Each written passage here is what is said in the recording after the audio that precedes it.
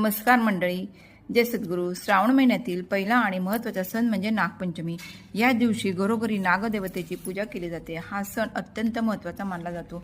यावर्षी नागपंचमी 17 ऑगस्ट सोमवारी आलेले आहे. श्रावण महिन्यातील सोमवार आणि नागपंचमी एकत्र येणे हा अत्यंत दुर्मिळ आणि शुभ मानला जाणारा शिव नागयोग आहे.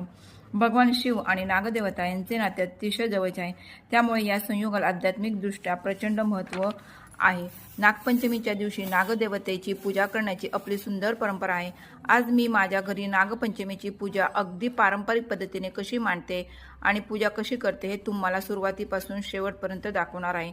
या पाटावर मी एक नाग व एक नागिन व त्यांची 2 पिले तांदळाने रेखाटलेली आहे.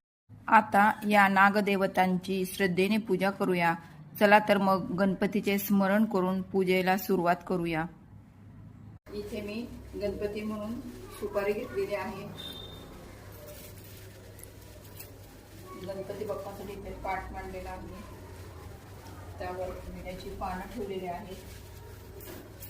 त्यावर आपण आता अक्षता ठेवूया आणि गणपती बाप्पांची स्थापना करूया. त्याला आपण हळदी कुंकू अक्षता वाहून घेऊया.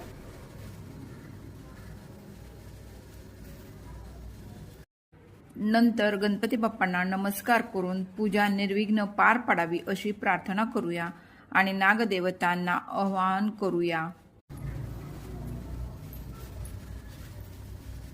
इथे मी नाग नरसोबाचं एक पान घेतलेलं आहे. त्याला आपण आगाडा आणि दुर्वांची माळ घालून घेऊया.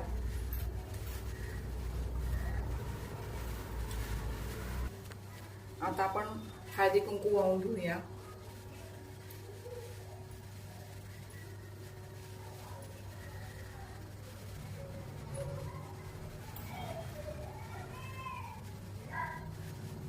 आता आपण अक्षता वाहूया.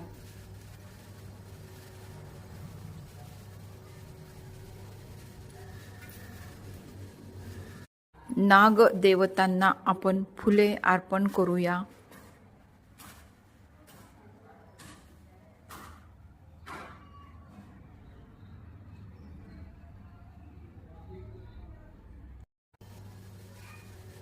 आता आपण गणपती बाप्पांना एक फुल वाहून घेऊया.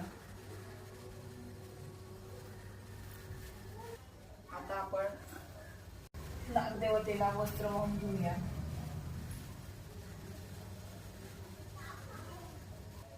आता आपण पाया पडून घेऊया.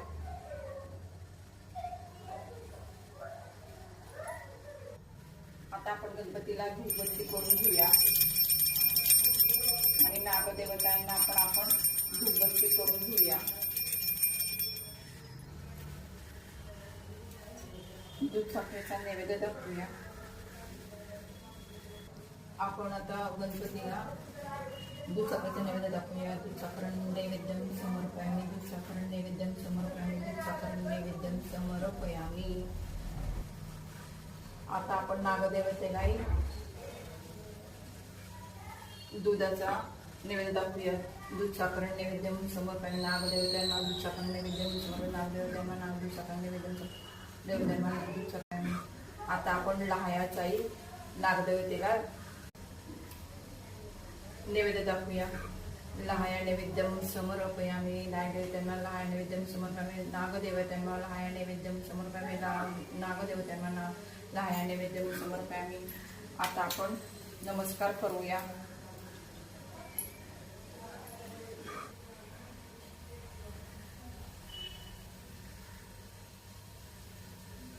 आता मी एक मंत्र म्हणणार आहे. ओम नागदेवताभ्यो नमः. ओम नागदेवताभ्यो नमः. ओम नागदेवताभ्यो नमः. आता आपली पूजा झालेली आहे. आपण आता पोथी वाचून घेऊया आणि आरती करून घेऊया. आपण नागदेवतेची कहाणी वाचूया आणि आरती करूया. एक आटपाट नगर होतं. तिथे एक गरीब ब्राह्मण राहत होता. त्याला 5 सुना होत्या. श्रावण महिना आला की 4 मोठ्या सुनांना त्यांच्या माहेरचे लोक न्यायला यायचे.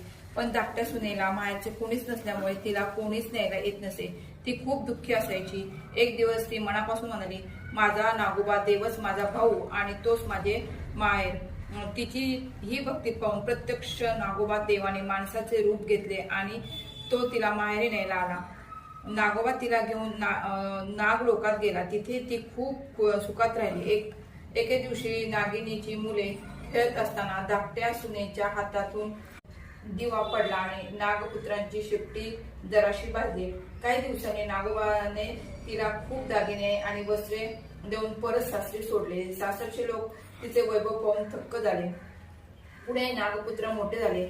आपली शेपटी कोणी भाजली याचा शोध घेत ते धाकट्या सुनेच्या घरी आले. तिथे त्यांनी पाहिले की ती पाटावर नागांचे चित्र काढून त्यांची पूजा करत होती आणि मनोभावे प्रार्थना करत होती. तिची भक्ती पाहून नागपुत्रांचा राग शांत झाला. त्यांनी तिला क्षमा केली आणि खूप मोठा आशीर्वाद दिला. ही 60 उत्तराची कहाणी 5 उत्तरे सुफळ संपूर्ण. आता आपण नागदेवतेची आरती करूया. जय देव जय देव जय नागराजा, अमृताचा कलश घेऊन हाती आलासी ओजा. श्रावण शुद्ध पंचमी आली लोकांची, घेऊन लाया दूध पूजिती. तुझपाशी नवरत्न खचित मुकुट शोभे शिरासी. अर्पुण या धूप दीप भजती चरणासी. जय देव जय नागराजा, अमृताचा कलश घेऊन हाती आलासी ओजा. पाताळ चौकीचा तुरे भूपाळा, गळ्यामध्ये हार शोभे रत्नांचा जिवाळा. कळकळीचे भय नाही तुझ्या दर्शने वत्सला, सुख संपत्ती देई आम्हा गोपाळा. जय देव जय नागराजा, अमृताचा कलश घेऊन हाती आलासी ओजा. अनंत वासुकी शेष पद्मनाभ तैसे, कमलाश्वतर धृतराष्ट्र शंख पालसे.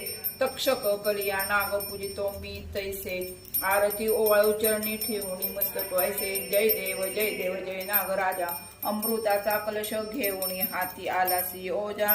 जय देव. आपली यथासांग नागदेवतेची पूजा झालेली आहे. नागपंचमीच्या दिवशी काही नियम पाळावे लागतात. नागपंचमीच्या दिवशी काही चिरू नये, कापू नये, तळू नये, चुलीवर तवा ठेवू नये हे नियम पाळले जातात.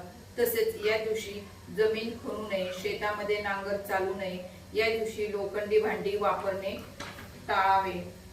नागदेवतेला हा नैवेद्य श्रद्धेने अर्पण करीत आहे. आमच्या घरात सुख, शांती, आरोग्य आणि समृद्धी नांदो हीच प्रार्थना. व्हिडिओ आवडला असेल तर व्हिडिओला लाईक करा, शेअर करा आणि जय सद्गुरू चॅनलला सबस्क्राईब करायला विसरू नका. धन्यवाद.